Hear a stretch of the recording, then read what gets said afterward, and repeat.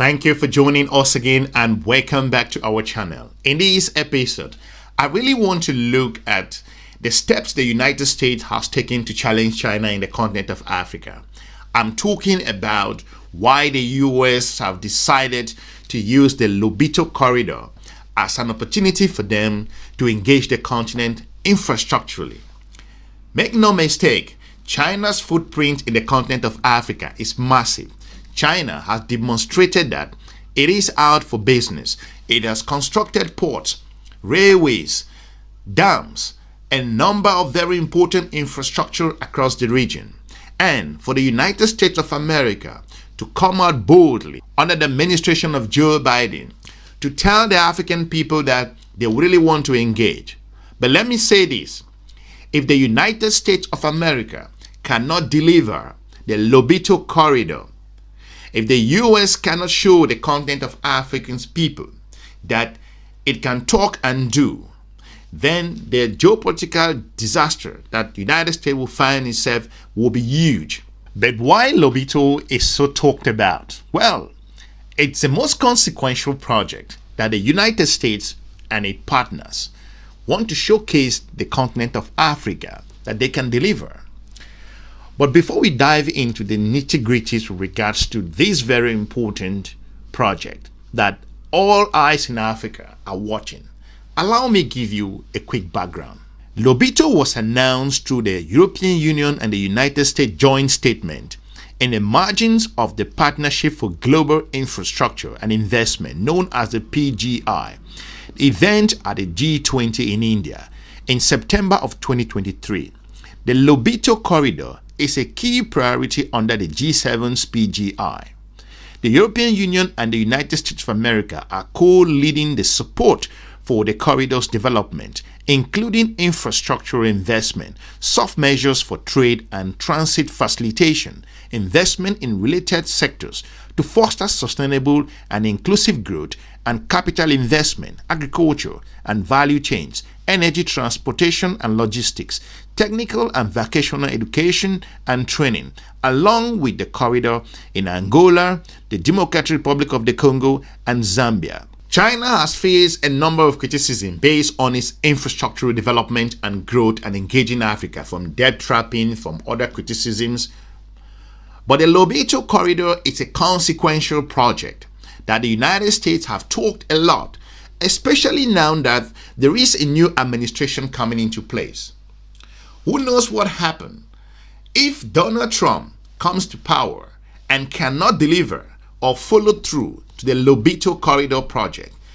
I think the continent of Africa, especially those particular countries, Angola, the Democratic Republic of the Congo, Zambia, they will review the African relationship or their individual partnerships with the United States of America.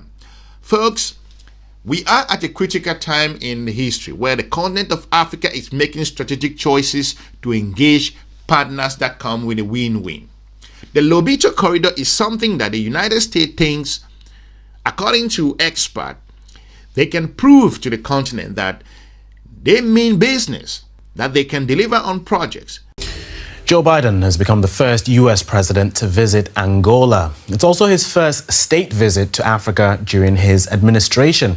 The trip is aimed at strengthening ties between the two countries and promoting U.S. investments. And at the heart of Biden's visit is the Lobito Corridor, a new international railway connecting the city of Lobito on Angola's Atlantic coast to Zambia and the Democratic Republic of Congo. The aim is to ease the export of minerals. And this $5 billion investment is the largest US-funded infrastructure project in Africa. And some see it as Washington's attempt to counter Chinese influence on the continent. From Washington, D.C., we're joined now by journalist and commentator Reddy Hlabi. Thank you for joining us, Reddy. Why, in your opinion, do you think this Lobito project is so important to the U.S.? Thank you so much for having me. Well, this is a very important visit for Biden. I mean, he's in the twilight of his presidency, and yet he ventured out to a country in Southern Africa. It is strategically important to the United States for two reasons. The United States relies on Africa for some minerals that it needs to power electric vehicles.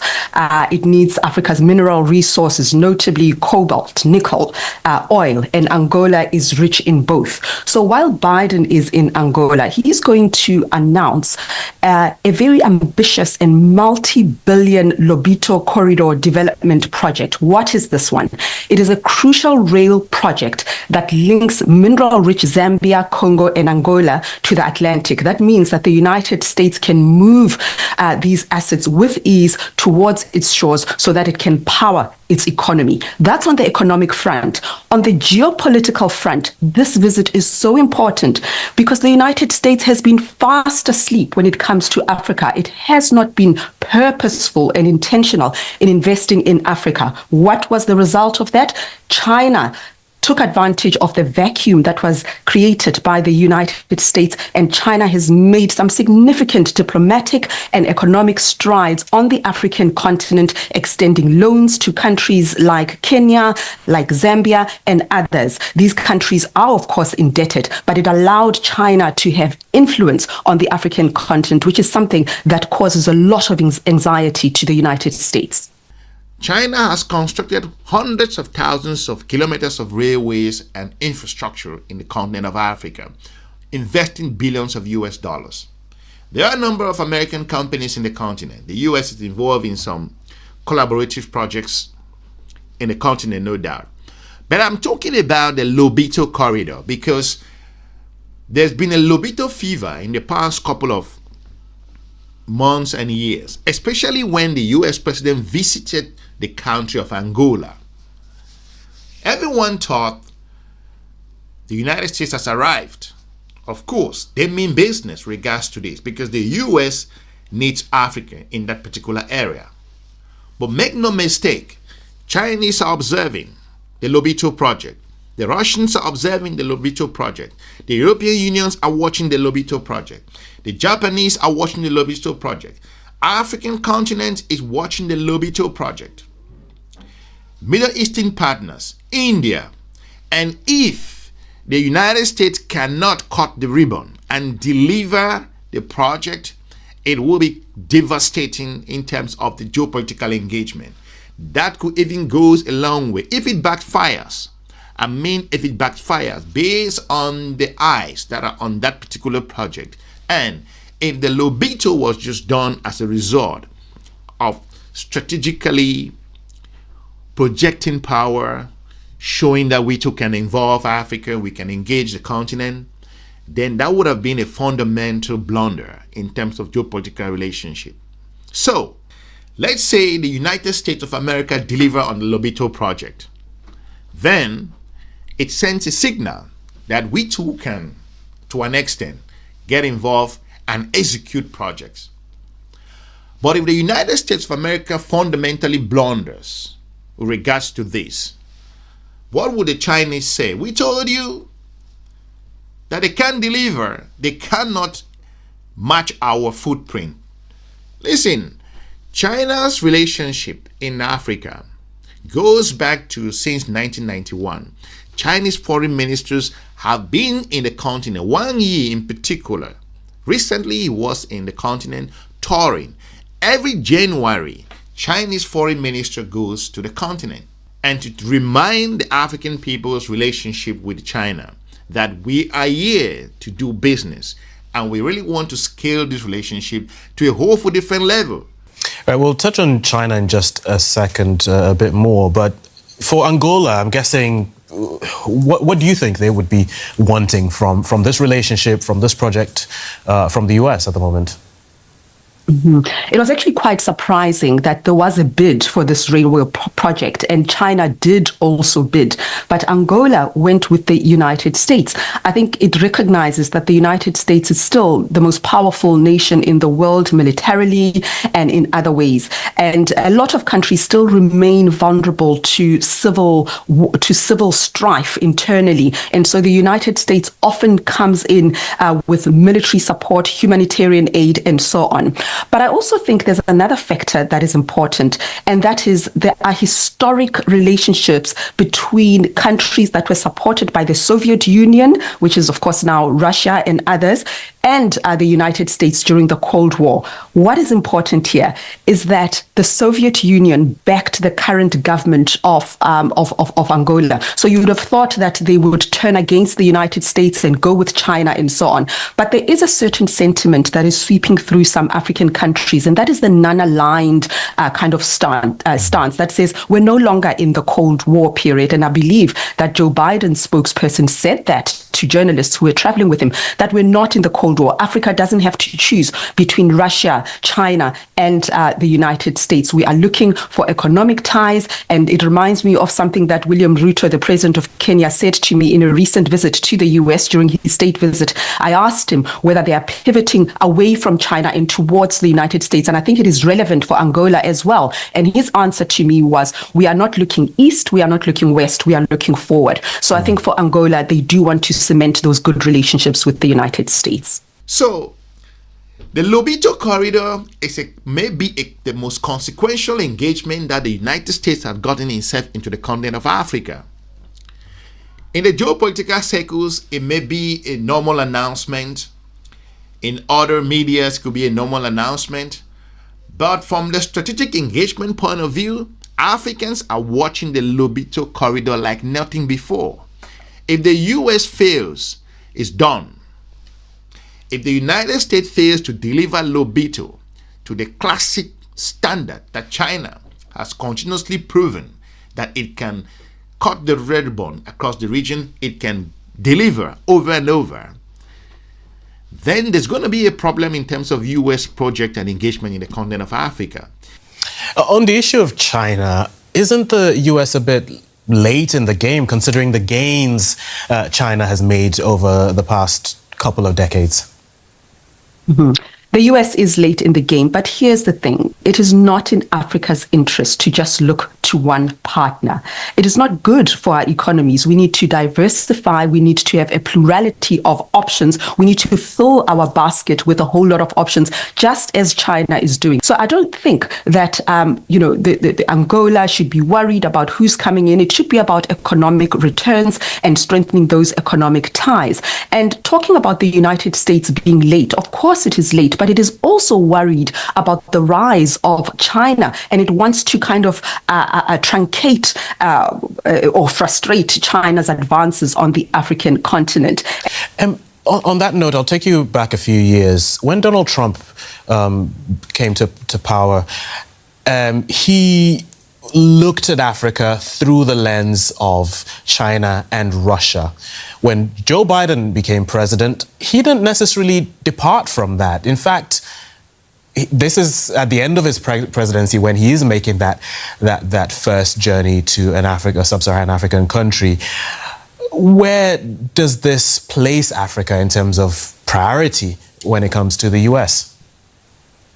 That's such a brilliant question because it speaks to a multiplicity of things. The first is that my understanding of US foreign policy is that it often doesn't matter who's in the White House.